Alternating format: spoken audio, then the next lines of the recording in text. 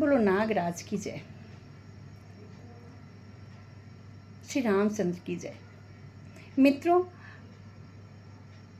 हमारे चैनल संस्कृति विसुधा में आपका हार्दिक स्वागत और हार्दिक अभिनंदन है।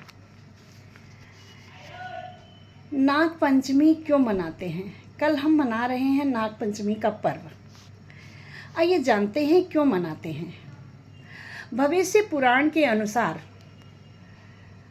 समुद्र के दौरान नागों की माता ने नागों से कुछ बात कही करने को कि बेटा ऐसा मत करना, लेकिन नागों ने उनकी बात नहीं मानी, जिसके कारण उन्हें श्राप मिला। माता ने श्राप दिया कि जाओ तुम जन्मेजय के यज्ञ में जा कर के गिर जाओगे, तुम वहाँ आहुति स्वरूप गिर पड़ोगे। और जब राजा जन्मेजय ने यज्ञ किया तो सभी नाग, सारे नाग, देश के कोने कोने से नाग निकल कर जन्मेजय के यज्ञ कुंड में जाकर गिरने लगे। यह देखकर जो कुछ और नाग थे जो छुपकर बैठे हुए थे, वह ब्रह्मा जी की शरण में गए और ब्रह्मा जी से सहायता मांगी कि प्रभु ऐसे तो नागवंश का नागवंश ही खत्म हो जाएगा, उसका ही समापन हो जाएगा। तो ब्रह्मा जी ने कहा कि महात्मा जरत्कारु के पुत्र आस्तिक जो हैं वह सभी नागों से की रक्षा करेंगे। इस प्रकार अभी आपने पिछले वीडियो में सुना कि आस्तिक मुनि ने नागों की रक्षा की और जिस दिन नागों की रक्षा हुई उस दिन शुक्ल पक्ष की पंचमी तिथि थी। तभी से हम आज तक नाग पंचमी मनाते चले आ रहे हैं। मित्रों, जानते हैं इसका शुभ मुहूर्त क्या है? तो नाग पंचमी का शुभ मुहूर्त है सुबह 5:45 से 8:29 तक रहेगा। तो उस समय आप लोग नाग देवता की पूजा कीजिए।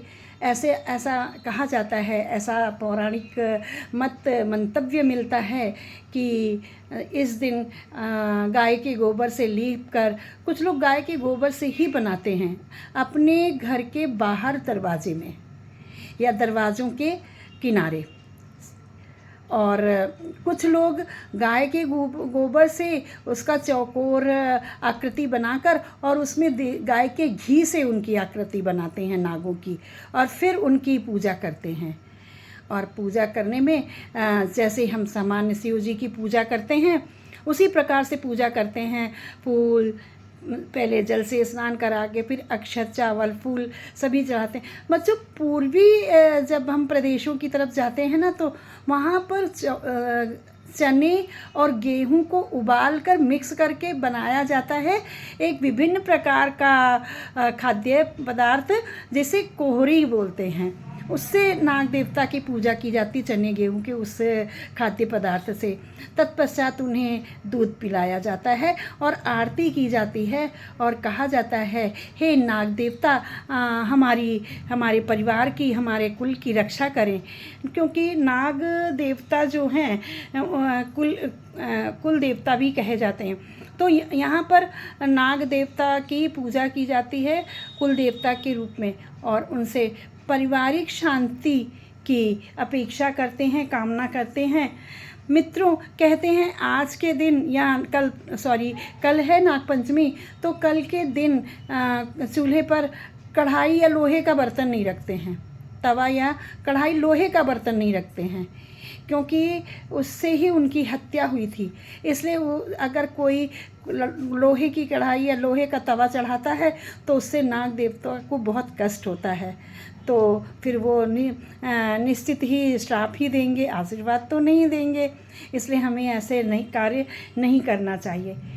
मित्रों, हर व्यक्ति को, इसमें कोई जात धर्म का कोई ऐसा विशेष कर्म नहीं है कि कोई जाति विशेष ही करेगी, ये सभी को करनी चाहिए, क्योंकि हम सभी पृथ्वी पर रह रहे हैं और नाग देवता ने अपने फनों पर पृथ्वी को धारण कर रखा है। बच्चों, इनकी पूजा करने से, मित्रों, इनकी पूजा करने से पितृदोष और कालसर्प दोष खत्म होता है। राहु केतु की दशा भी संवरती है। इसीलिए हम सभी को इसके अशुभ प्रभाव को कम करने के लिए, किसके? राहु और केतु के। तो राहु और केतु के अशुभ प्रभाव को कम करने के लिए हम सभी को नाग देवता की पूजा अवश्य करनी चाहिए। आप सभी को नाग पंचमी की बहुत बहुत शुभकामनाएं। कल मनाते हैं राज पंचमी विशेष पूजन के साथ। शिव जी के मंदिर में भी जाएं यदि संभव हो, अन्यथा घर में यदि शिवलिंग है तो वहीं पर शिवलिंग के साथ नाग की पूजा करें। बोलो गौरी शंकर भगवान की जय। हर हर महादेव, हर हर महादेव, हर हर महादेव।